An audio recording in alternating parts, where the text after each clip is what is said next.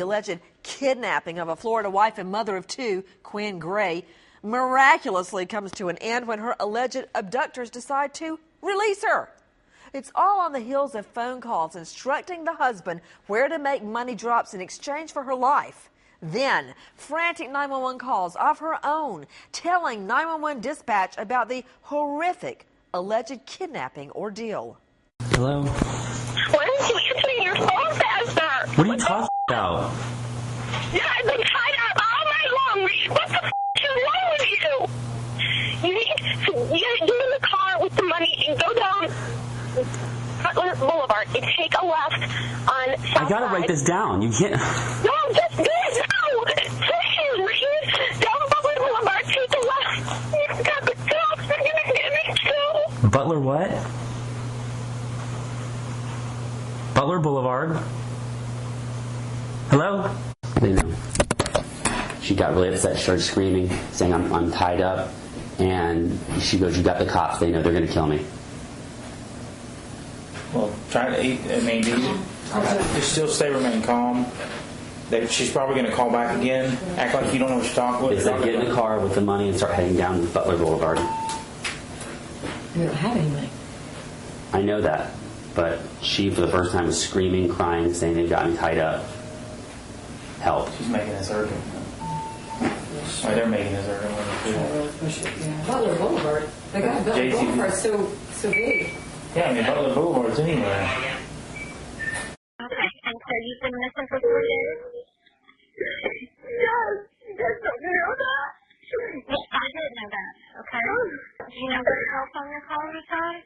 I'm calling from my phone. They always made me talk on this phone, and they gave it to me back because I don't know, I think they need me to do something. Do you know where you were? What? Could you see anything from where you were? From where I was when? For the last 3 days. Oh, yeah, I was in a room, I don't know, like a warehouse or something. I could hear the door going up and down. It was like an elevator? No, like a garage door, like a storage garage door, There was a room. I was in the room. They tied up to a chair with duct tape and ties. There's nothing in there, just duct tape and ties. I went into my closet to change my clothes, and that's when he came in from, I was standing in the corner, there's my dresser that's inside the closet. I don't know if you've been in my house. Yeah, but he came in this way and said, "Don't do anything stupid. I'm not here for you." That's what he was saying. I'm not here for you. And he's got a gun? And he's got a gun, and he's got yellow rubber gloves on. And I was just completely horrified because it was the same person that I'd seen twice before when he was dropping off mail, and I thought something suspicious about it. I thought something unusual about it, but I kind of tried to blow it off. So has a gun to my head, and I mean, I'm screaming bloody murder, screaming. I'm actually really surprised that someone didn't hear me, but unfortunately I don't have neighbors on either side of me. Right. I've got these people live in Georgia, and the people on the other side, that's just rental on occasion. Right. So what kind of gun was it? It was a silver, he said it was a 45. Okay. It was a large silver 45. Handgun? Yeah, handgun. Do you remember if he was holding it with his left hand or his right hand? He had it like this. So straight out like this? Okay. He had it like this.